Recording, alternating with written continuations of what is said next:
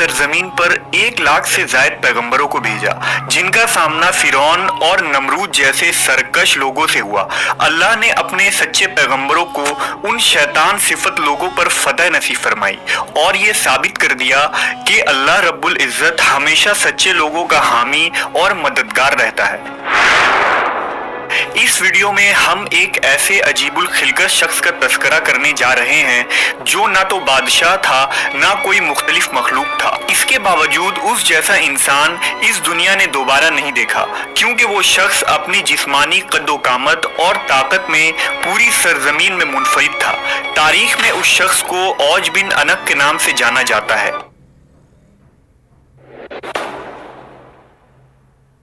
ये शख्स इतना लंबा और देवकामत था कि वो समुंदर में चलता तो डूब ना सकता था। ऊंचे ऊंचे दरख्त और पहाड़ उसके सामने छोटे मालूम होते। उसकी लंबाई और कद इतनी ज्यादा थी कि दूसरे लोग उसके सामने कीड़े मकोड़े के मानिंद दिखते। दरअसल औज बिन अनक हजरत आदम अलैहिस्सलाम का नवासा था, जो हजरत आदम की बेटी सफूरा की बतन से पैदा हुआ था।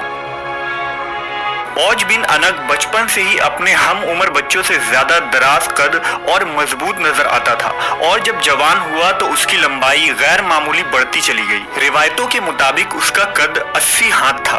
औज बिन अनक निहायत ही सरकश, काफिर और जाबिर शख्स था। बाज रिवायतों में आता है कि औज बिन अनक का ताल्लुक कौम आद से था। वो कौम आद पर अजाब के बाद बाकी बचने वाले लोगों में से एक था। चूंकि कौम आद जिस्मानी तौर से लंबे और देवहैकल लोग होते थे, इसलिए औज बिन अनक ने भी वैसी जिस्मानी बनावट पाई थी। हजरत इब्ने उमर फरमाया करते थे कि औज बिन अनक इस कदर दराज कद था कि वो समुंदर के नीचे हाथ डालकर मछली पकड़ लेता और उसे सूरज के करीब करके भून कर खाता था। जब प्यास लगती तो वो बादलों को अपनी लाठी से हाँकता और बादलों से ही पानी पी लेता था। कहते हैं कि हजरत नूह अलैहिस्सलाम के जमाने में औज बिन अनक मौजूद था। जब हजरत नूह अजीम तूफान से कबल कश्ती तैयार कर रहे थे तो आपको कश्ती बनाने के लिए सागवान की लकड़ी की जरूरत पड़ी, मगर उस लकड़ी को उठाकर लाना मुमकिन न था। लिहाजा औज ने आपकी मदद की और वो उन लकड़ियों को मुल्क शाम से उठाकर लाया। लिहाजा अल्लाह ने उसके इस अमल से खुश होकर उसे गर्क होने से निजात दे दी।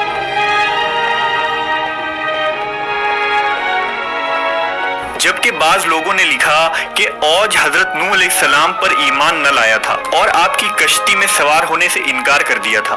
इसके बावजूद वो इस सैलाब से बच निकला, क्योंकि तूफान नूह के वक्त पानी सिर्फ उसके कमर तक आती थी।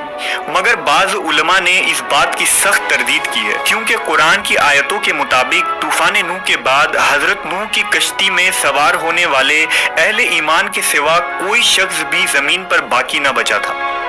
इस मौजू पर इमाम सुयूती ने अल औज फी खबर औज नाम से एक रिसाला लिखा है, जिसमें उन्होंने औज बिन अनक की शख्सियत के मुतालिक बहुत कुछ तहरीर फरमाया है। रिवायतों के मुताबिक गैर मामूली कद्दो कामत के साथ औज बिन अनक ने लंबी उम्र भी पाई थी। उसकी उम्र 3600 साल थी। वो हजरत आदम अलैहिस्सलाम के जमाने से हजरत मूसा अलैहिस्सलाम के दौर तक जिंदा रहा और फिर हजरत मूसा अलैहिस्सलाम ने उस सरकश शख्स को कत्ल किया। वाकया कुछ यूं है कि जब बनी इसराइल को फिरौनियों से निजात मिली और फिरौन दरियाए नील में गर्क हो गया तो अल्लाह ने हजरत मूसा से ये वादा किया कि शाम की मुकद्दस सरजमीन बनी इसराइल को दी जाएगी। उस वक्त वहां जालिम और जाबिर किनानी लोग आबाद थे। लिहाजा अल्लाह ने हुक्म दिया कि उन जाबिर लोगों से जंग करो और उन्हें वहां से निकाल बाहर कर दो। अल्लाह ने मूसा अलैहिस्सलाम के साथ फतह का वादा किया था। हजरत मूसा पर हुक्म नाजिल हुआ कि बनी इसराइल के 12 कबीलों से 12 अफराद को चुन लिया जाए और उन्हें सरदार मुंतखब किया जाए। लिहाजा हजरत मूसा ने 12 सरदारों को चुना और उनको लेकर किनान पहुंचे। आप अलैहिस्सलाम ने उन सरदारों को शाम की तरफ भेजा कि वहां जाकर उन जालिम हाकिमों की खबर लें और उन्हें दावत हक पहुंचाए कि ये मुकद्दस जमीन हमें अता की गई है, सो अब तुम लोग हमारी इताअत करो। अगर उन्होंने इनकार किया तो जंग से खबरदार करके आ जाओ। जब वो 12 सरदार शाम पहुंचे तो उस वक्त वहां का हाकिम औज बिन अनक था। जब वो सरदार औज से मिले तो उसकी कदो कामत और जिस्मानी बनावट को देखकर हैरत ज़दा रह गए। پھر انہوں نے اسے اللہ کا پیغام سنایا۔ اوج غضبناک ہو گیا اور ان سب کو ایک ہاتھ سے پکڑ لیا اور چاہا کہ انہیں مسل کر ہلاک کر دے، مگر جب اس نے ان سرداروں کے چہروں پر خوف دیکھا تو انہیں حقیر سمجھ کر چھوڑ دیا۔ جب وہ سردار اپنی قوم میں واپس آئے تو حضرت موسیٰ علیہ السلام سے وہاں کا حال بیان کیا اور یہ بھی بتایا کہ وہاں کے پھل بھی بہت بڑے بڑے ہیں، انار کا صرف ایک دانہ ایک آدمی کا پیٹ بھرنے کے لیے کافی ہے۔ اس پر حضرت موسیٰ علیہ السلام نے ان تمام سرداروں سے کہا کہ تم قوم کے پاس ملک کے شام کی خوبیاں بیان کرنا اور دشمن کی طاقت و قوت بیان نہ کرنا، لیکن پیغمبر خدا کے اس حکم پر صرف 2 افراد یعنی حضرت یوشع بن نون اور کالود بن قدادہ ہی قائم رہ سکے۔ باقی تمام سرداروں نے ملک شام میں بسنے والے افراد کی طاقت و قوت کا حال قوم بنی اسرائیل کو سنا دیا، جس پر بنی اسرائیل نے چاہا کہ وہ جہاد میں نہ جائیں۔ حضرت موسیٰ علیہ السلام نے انہیں سمجھایا کہ اے لوگو، تم مت گھبراؤ کہ میرے ساتھ اللہ نے وعدہ نصرت فرمایا ہے کہ میں تمہیں ان کافروں پر فتح دوں گا۔ دوسری طرف بنی اسرائیل نے حضرت موسیٰ سے کہا، اے موسیٰ، وہاں بے شک ایک زبردست قوم ہے، ہم وہاں ہرگز نہیں جائیں گے یہاں تک کہ وہ وہاں سے نکل جائیں۔ یوشع بن نون اور کالود بن قدادہ نے بھی اپنی قوم کو ترغیب دی کہ وہ اللہ پر یقین رکھیں اور حملہ کریں۔ اس پر وہ کہنے لگے کہ اے موسیٰ، تو اور تیرا رب دونوں جا کر ان سے لڑو، ہم تو یہیں بیٹھے رہیں گے۔